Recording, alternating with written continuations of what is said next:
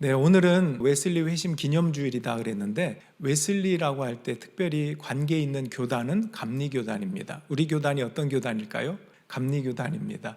그래서 1년에 한 번은 이런 설교를 좀 하고 있습니다. 그래서 웨슬리가 누구고 그가 어떤 가르침을 했는지 이런 부분들을 나누고 있습니다.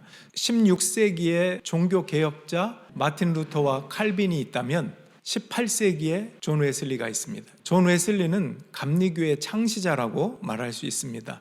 이 존 웨슬리는 19명의 자녀 중에 15번째로 태어났습니다. 영국 사람입니다. 그 아버지가 영국 성공의 사제였고 목사였기 때문에 이 존 웨슬리도 성공의 소속입니다. 앵글리칸 처치라고 하죠. 이 교회가 바로 앵글리칸 교회입니다. 이제 옥스퍼드 대학을 다녔어요. 동생도 찰스 웨슬레라고 하는데 이 찰스 웨슬레는 찬송가 같은 데 보면 찰스 웨슬레 작사, 작곡한 곡들이 꽤 많이 있어요. 그렇게 영감 있는 곡을 썼던 동생 찰스 웨슬레고 이 두 형제가 옥스퍼드 대학을 다니면서 홀리클럽이라고 하는 동아리가 있습니다. 여기에서 존 웨슬리가 제일 주축이 됐어요.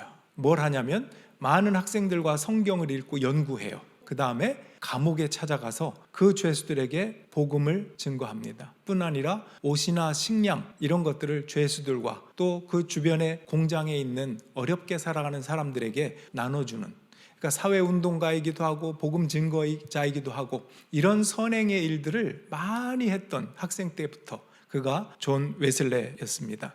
우리 교회가 왜 린밸리 코리안 메소디스트 철치인가? 여기서 다 알겠죠. 근데 메소디스트 하나는 이게 뭔 뜻인가 하죠. 그 홀리클럽에서 학생 때부터 규칙적으로 성경 읽고 모임을 가지고 죄수들에게 찾아가 복음 전하고 물건들을 나누고 이것을 굉장히 규칙적으로 했어요. 그래서 많은 사람들이 그 그룹을 규칙적인 사람들 이렇게 불렀어요. 그래서 오늘날 메소디스트 하면 규칙적인 사람들. 그게 감리교회 처음 별명으로 붙은 그 이름이 오늘날 정식 이름이 됐어요. 그래서 UMC도 있어요, 미국에. 거긴 유나이티드 메소디스트 철치 이렇게 됩니다. 감리교단 같은 형제예요.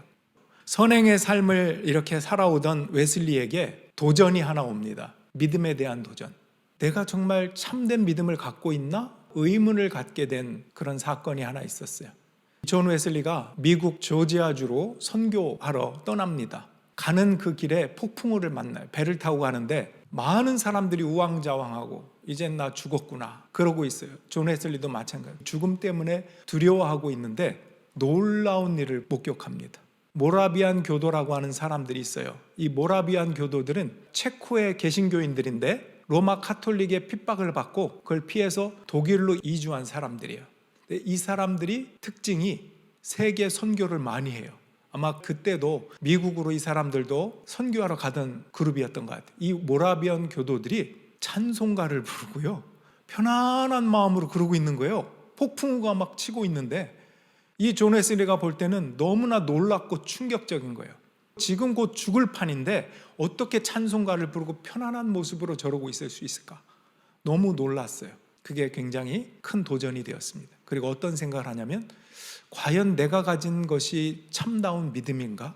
내가 진짜 믿음을 갖고 있다면 이렇게 죽음 앞에서 두려워 떨고 아무것도 못하는 존재일까?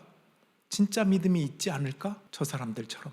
이런 의문을 갖게 되었어요. 그 후에 모라비안 교도의 대표라고 할 수 있는 피터 빌러라고 하는 목사님을 만납니다. 그와 많은 대화를 합니다. 그리고 질문도 해요. 목사님, 진짜 믿음을 제가 갖고 있지 못한 것 같아요. 이 당시 존 웨슬리도 목사였어요. 그 참된 믿음을 갈구하면서 묻는 거예요. 제가 진짜 믿음을 갖고 있지 못한 것 같은데 이런 상태에서도 설교해도 될까요? 이제 설교를 그만하고 싶습니다. 그랬더니 이 빌러 목사님이 하는 말이 설교를 계속 하십시오. 믿음이 생길 때까지. 그리고 믿음이 생기거든 그 생긴 믿음을 가지고 계속 설교하십시오. 고마운 마음도 있고 참다운 믿음에 대한 갈구하는 마음을 가지고 그는 계속 설교를 합니다. 그러다가 드디어 성령의 체험을 합니다. 여러분 보통 성령의 체험하면 뜨거운 불 같은 게 들어와가지고 막 혀가 꼬이고 방언도 하고 기도하고 눈물 나고 이런 것들이 일반적이잖아요. 존 웨슬리도 비슷한 경험을 하지만 형태는 조금 다른 성령의 체험이었습니다. 그날은 1738년 5월 24일이었어요. 오늘이 26일이죠. 24일과 가장 가까운 주일을 존 웨슬리 회심 기념주일로 지키고 있어요. 그래서 오늘인데 두 가지의 경험을 하는데, 첫 번째는 아침에 오늘 읽은 본문 있죠. 베드로후서 1장 4절로 7절인데 이 4절의 말씀이 눈에 확 들어오는 거예요. 뭔가 희미하지만 굉장한 설득력이 있는 하나님의 말씀이 들어오는데, 이 말씀이요, 베드로후서 1장 4절에 보니까 여러분이 세상에서 정욕 때문에 부패하는 사람이 되는 것이 아니라 하나님의 성품에 참여하는 사람이 되게 하시려는 것입니다. 하나님의 성품에 참여하는 사람, 와, 이거 되게 좋은 비전이구나. 이런 것을 희미하게 마음속으로 갖고 있으면서 이 말씀이 계속 맴도는 거예요. 잊혀지지 않고. 그러다가 그날 저녁에 런던의 올더스 게이트라고 하는 거리를 걷는데 어떤 집회가 열리는 거예요. 조그만 예배당에서. 어떤 집회가 있었나 하고 들어갔는데, 그때 마침 사회자가 루터의 로마서 주석 서문을 읽고 있었어요. 그러니까 루터라고 하는 종교개혁자가 200년 전에 로마서를 주석하면서 설명을 한 거, 그 책에 대한 서문, 아마 서문이니까 이 책은 이렇게 기록되었고 이 내용은 이렇고 그런 내용이 있지 않았겠습니까? 그날 일기를 웨슬리가 이렇게 썼습니다. 제가 읽어드릴게요. 그날 사회자가 예수를 믿는 믿음으로 이루어지는 변화에 대해 읽고 있을 때 이상하게 내 마음이 따뜻해지는 것을 느꼈다. 나는 내가 구원을 받기 위해 더욱 그리스도만을 신뢰해야 한다는 것을 느꼈다. 그리고 한 가지 확신이 생겼는데, 그리스도께서 나의 모든 죄를 사하셨고 죄와 사망의 법에서 나를 구원하셨다는 확신이었다. 아마 이 로마서 주석의 서문은 이런 내용이었을 거예요. 로마서 1장 17절에 핵심이 있거든요. 믿음에 대해서. 이 말씀에 대한 설명이었지 않았을까 싶습니다. 하나님의 의가 복음 속에 나타납니다. 이 일은 오로지 믿음에 근거하여 일어납니다. 이것은 성경에 기록한 바 의인은 믿음으로 살 것이다 한 것과 같습니다.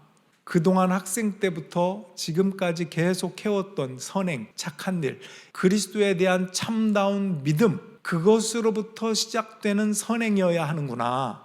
그 믿음 없이 인간의 착한 일로만 뭔가 한다면 그것은 자기 의에 빠지는구나. 하나님의 복음이라는 것은 하나님의 의로 시작하는 저 믿음인데, 저 믿음이 없으면 인간의 의에 빠져서 착한 일을 한다고 선행을 베풀고는 있지만 거기에 교만이 있다는 것을 알지 못하겠구나. 계속 선한 일을 하면 할수록 내 의가 채워지고 있다는 것을 모른 채 여전히 교만한 삶을 살겠구나 하는 것을 깨달은 거예요. 그래서 착한 일을 하지 말아야 된다는 뜻이 아니라 하나님의 의라고 하는, 하나님이 주신 저 믿음의 선물을 가지고 그 확신 가운데 선한 일을 해야 이것이 진짜 믿음의 여정이 되는 것이구나, 이걸 깨달았다는 거예요. 아마 존 웨슬리도 왜 믿음이 없었겠습니까? 그러나 그가 성화의 길, 믿음의 성숙한 길을 간다고 할 때는 그냥 사회운동이라든지 착한 일, 선한 일, 이것이 중심이 되어야 된다고 생각했던 것 같아요. 그러나 나중에 참된 믿음을 깨닫고 보니까 죽음도 두렵지 않고, 또 어떤 일을 한다고 할 때 내가 드러나는 게 아니라 하나님이 높아지시고 그분께 영광 돌리는 선한 일들을 할 수 있는 것, 그 근거가 이 믿음이구나. 하나님의 의에서 주어지는 저 믿음, 이것은 하나님의 선물입니다. 그래서 지금 읽은 말씀대로 하나님의 의가 복음 속에 나타납니다. 오로지 믿음에 근거하여 일어납니다. 그것이 참된 믿음이구나. 여러분, 예수님도 겨자씨만한 작은 믿음이라도 있으면 좋겠다 너희들이, 이렇게 말씀하신 적이 있거든요. 작은 겨자씨 속에는 생각해보면 아직 나타나지 않아서 그렇지 그 작은 씨앗 속에는 모든 성장의 조건과 설계도가 들어있어요. 심어지기만 하면 그냥 나무가 될 수 있고 풀이 될 수 있는 그런 겨자씨입니다. 그 안에 하나님의 위대함이 들어있기 때문에 그것이 심기기만 하면 겨자나무가 되고 열매를 맺듯이 우리가 주님 안에 심기기만 하면, 주님 안에 연결되어 있어야 생명력이 있는 그 믿음, 그것이 진짜 믿음이다 라고 하는 것입니다. 여러분, 이 믿음에서 사랑으로 갑니다. 오늘 본문 말씀 후반절에 보면 5절로 7절까지, 자, 어떻게 되나 보세요. 처음엔 믿음으로 시작하죠. 믿음에 덕을 더하고, 덕에 지식을 더하고, 지식에 절제를 더하고, 절제에 인내를 더하고, 인내에 경건을, 경건에 신도간의 우애, 신도간의 우애에 사랑. 처음이 믿음으로 시작해서 사랑으로 가는 이 모든 과정들이 있어요. 웨슬리가 말할 때는 성화의 삶일 거예요. 우리가 예수를 믿어서 구원을 얻고 크리스찬은 구원 얻었어 나는 천국 가 끝 내 마음대로 살아 이게 아니잖아요. 구원이라고 하는 것은 두렵고 떨림으로 너의 구원을 이루어 가라 하는 말씀이 있듯이 예수 안에서 구원을 받고 참된 믿음의 선물을 받았으면 주어진 내 삶에서 성화의 삶으로 하나님의 영광을 위해 살아가는 그 삶이 성화의 삶인데 그 성화의 삶은 이런 내용이 있다는 거예요. 믿음에서 쭉쭉쭉 결국 사랑으로 간다라고 하는 것입니다. 생각해 보세요. 다 관계적이에요. 성품적이에요. 여기에 덕, 지식이라고 하는 것도 머리로 아는 지식을 말하지 않아요. 성경에서 하나님을 안다, 하나님을 아는 지식할 때도 하나님을 지식적으로 이성적으로 아는 걸 말하는 게 아니라 인격적인 관계 속에서 알을 말합니다. 예를 들면 김수현 씨 아세요? 그 드라마에 나오는 김수현. 또 여성 중에는 누가 있습니까? 우리 승훈이는 누굴 좋아해요? 가수 중에. 아이유구나. 얼마나 유명하고 한번 보고 싶고 여러분이 각각 생각하는 그 연예인 누군가 있다고 생각해 보세요. 여러분 그 사람을 아십니까? 안다고 할 때는 약간 정보로서는 알 거예요. 관계로서 아는 건 아니죠. 여러분의 아내나 여러분의 남편, 배우자는 안다라고 말할 수 있어요. 인격적인 관계 속에 있기 때문에. 성경도 그래요. 정보로서 아는 지식을 말하지 않고 대부분은 하나님과 안다 할 때는 하나님과의 인격적인 관계 속에서 성령이 내 안에 계시구나. 하나님이 나를 사랑하시는구나. 나를 위해 그 아들을 보내 십자가에 죽기까지 사랑하셨구나. 이런 것을 받아들이는 믿음으로 인하여 관계적이고 또 성품적인 인격적인 관계 속에서 알을 말합니다. 여기 보면 덕, 절제, 인내, 경건, 우애, 사랑 이런 거 다 관계적이에요. 성품적이에요. 마지막에 있는 사랑까지도 성품적이라는 것을 보여드릴게요. 고린도전서 13장. 사랑은 오래 참고 사랑은 온유하며 시기하지 아니하며 자랑하지 아니하며 교만하지 않고 무례히 아니 혼자 있으면 자기 혼자 있으면 혼자 뭐 자랑하고 무례하지 않고 뭔 관계예요? 혼자 있는데 관계 가운데 있는 게 사랑이에요. 그리고 성품적입니다. 자기의 유익을 구치 아니하며 성내지 아니하며 악한 걸 생각지 않고 불의를 기뻐하지 않고 진리와 함께 기뻐하고 모든 것을 참으며 믿으며 바라며 견디느니라. 이게 뭐라고요? 사랑이래요. 사랑은 필링이야, 이모션이야 이렇게 말하지 않아요. 성경은 사랑은 관계야, 성품이야 이렇게 말을 합니다. 여기에서 감리교회의 4대 원리가 등장합니다. 4가지인데 그림으로 먼저 보면 맨 위에가 뭐 있죠? 성경, 그 다음에 전통, 이성, 체험. 우리가 신앙생활할 때 이 4가지가 함께 조화와 균형이 있어야 된다라는 것으로 이야기하는 것입니다. 성경은 뭐 너무나 잘 알죠. 모든 성도들의 유일한 표준이지 않습니까? 성경을 내 마음대로 해석하는 게 아니라 성령께서 주시는 마음도, 성령이 지난주에 뭐라고 그랬죠? 예수님의 말씀을 생각나게 한다 그랬잖아요. 그 성령의 조명 아래에서 말씀을 해석하고 받아들이고 진리의 말씀을 가장 우선시합니다. 그 다음에 전통이 있는데 예수님의 제자들이라든가 초대교회 교회가 쌓아온 온전한 유산들, 좋은 신앙의 교리라든지 제도라든지 본받아야 될 것들, 그러니까 신앙의 선조들이 이루어왔던 신앙생활의 아름다운 모습들, 이런 것들은 받아들인다는 거예요. 그 다음에는 이성이죠. 하나님은 인간에게 이성을 주셨다는 거예요. 그 이성 때문에 인간은 철학을, 과학을, 의학을 여러 가지 좋은 것들을 개발하고 하나님의 선물로서 발전을 시켜왔다는 것이죠. 그 다음에 체험과도 연결되어 있어요. 웨슬리가 왜 체험을 중요한 요소 중에 하나로 넣는가? 그것은 극단적인 체험을 멀리하고 긍정적인 것. 우리가 예수를 믿었을 때, 성령이 내 안에 들어오셨을 때 우리의 지적인 것, 또 가슴의 감정 이런 것들을 자극하기도 하시거든요. 하나님의 말씀이 들어올 때 깨달아지면서 눈물이 나기도 하거든요. 혀가 뒤틀리면서 방언이 나올 수도 있거든요. 이런 개인적인 체험들은 하나님의 말씀으로 이끌어가고 어떤 것이 믿음인가 깨달아가는데 어떤 영양제, MSG 같은 그런 역할을 해주기 때문에 건전한 체험은 필요하다 이렇게 본 것입니다. 그래서 감리교에서는 성경, 전통, 이성, 체험이라고 하는 4축을 가지고 신앙생활한 그것이 건강하다. 왜 성품적이냐면 잘 생각해 보세요. 성품적인 것이 없으면 성경 많이 안다고 남을 무시할 수 있어요. 성품이 없으면 내가 전통 교회 우리 선조들이 우리 사조 할아버지가 어떻게 믿음 생활했는지 자랑할 수 있거든요. 내가 지금 어떻게 신앙생활하고 있냐는 관계없어. 어쨌든 난 믿음의 가문이야. 이걸 자랑하고 있어요. 성품이 없으면 이성, 나 이렇게 똑똑해. 체험, 하나님이 나에게 직접 말씀하셨거든. 넌 다 틀려. 날 따라와. 성품이 없으면 이렇게 잘못될 수 있어요. 그래서 존 웨슬리가 그날 아침에 받았던 말씀이 뭐였죠? 하나님의 성품에 참여하는 사람이 되게 하시려고. 아무리 좋은 믿음, 말씀, 체험, 전통, 이성 이런 것도 중요하지만 그 바탕에는 비전이 있어야 되는구나.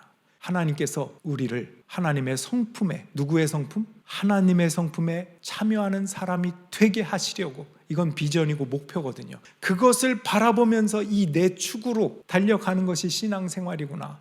거기에 있어서 참다운 믿음이 첫 번째고, 믿음에서 블라 과정을 거쳐 사랑으로까지 나아가는 것이 우리의 신앙생활이구나 가르쳐 주었다라는 것입니다. 이런 비전으로 네 가지 균형을 잡고 결국은 주님과 함께하는 것입니다. 나 혼자가 아니라 내 안에 계신 성령과 또 말씀이라고 하는 이 계시를 주신 그분 안에서 체험하고 말씀을 익히고 그러면서 주님과 함께 그 여정을 가는 것입니다. 존 웨슬리가 죽을 때 남긴 유언이 있습니다. 그가 침상에 있고 많은 제자들이 둘러섰을 때 한 제자가 존 웨슬리에게 질문을 했대요. 선생님, 살아오시는 동안 세상에서 제일 좋았던 것이 무엇입니까? 여러분이 그 질문을 받았다고 상상해 보세요. 여러분의 마지막 임종 자리입니다. 누가 묻습니다. 지금까지 살아오면서 세상에서 가장 좋았던 게 뭐예요? 존 웨슬리가 이렇게 얘기합니다. 한번 보여주세요. 모든 것 중에 제일은 하나님이 나와 함께 하심이었단다. 확장하면 하나님이 우리와 함께 하심이라. 이것이 마지막 유언이었고 편안하게 하나님의 품에 안겼다는 것입니다. 그렇게 두려워했던 존 웨슬리, 모라베안 교도를 만나서 참다운 믿음이 내가 있는가 고민을 가졌던 그가 참다운 믿음과 구원의 여정 속에 사랑에 이르면서 하나님이 나와 함께 하신다는 것을 깨달아 그 선교와 목회를 하던 존 웨슬리는 마지막에 편안하게 눈을 감게 되었습니다. 그런 의미에서 죽음을 눈앞에 두고 나는 죽음을 담담하게 편안하게 받아들일 수 있을 것인가? 억울하게 발버둥 치는 게 아니라 하나님의 품에 안길 준비가 되어 있을 것인가? 그럴 만한 믿음이 내게 있는가? 이런 부분을 한 주간 동안 질문해 보세요. 묵상해 보시고 기도해 보시길 바랍니다. 오늘 말씀을 정리할게요. 오늘 존 웨슬리에 대해서 나눴는데, 웨슬리는 회심한 후에 참다운 믿음으로 출발해야 성화가 시작되는구나. 그리고 나서 거쳐 사랑으로 나아간다. 만약에 믿음이 내 안에서 내 실력으로 내 의로 내가 만들어낸 것이라면 착한 일을 막 하고 그럴 때는 결국 그 모든 의가 나에게 보상이 돌아오기를 원하는 마음일 거예요. 그러나 믿음은 선물이에요. 하나님의 의로 주어진 이 선물을 받아들인 신앙생활을 한다면 내가 어떤 착한 일을 해도 이건 내 의가 아니에요. 내 의의 결과가 아닙니다. 하나님이 주신 그 믿음 가운데 행한 것이기 때문에 모든 영광은 하나님께 돌리게 되어 있어요. 이게 진짜 믿음이라는 것이고, 하나님이 작은 겨자씨 안에 설계도를 탁 넣어주셔서 하나님의 능력과 하나님의 영광을 넣어두셔서 우린 그거를 받아들이고 그것으로 일하면 하나님의 놀라운 영광들이 드러나는 것입니다. 하나님의 성품에 참여하는 사람, 믿음에서 사랑으로 가는 모든 과정 가운데 하나님이 함께 하십니다. 이렇게 주님과 함께 참된 신앙으로 나아가는 저와 여러분들, 주님께서는 우리의 혼탁하게 보이는, 또 앞길이 보이지 않아서 두려운, 안개처럼 가득해서 바로 한 치 앞이 보이지 않는 그런 모든 순간에도 우리를 향한 위대한 약속을 멈추지 않습니다. 믿음의 선조들이 그 길을 미리 경험하고 믿음의 의문을 가지고 씨름했던 것들을 우리가 나누면서 우리가 온전히 하나님을 향한 그 구원의 길을 바로 갈 수 있는 저와 여러분들이 되기를 주님의 이름으로 축원합니다. 우리 자리에서 일어나서 찬양 드리겠습니다. 오늘 말씀을 생각하면서 함께 찬양하겠습니다.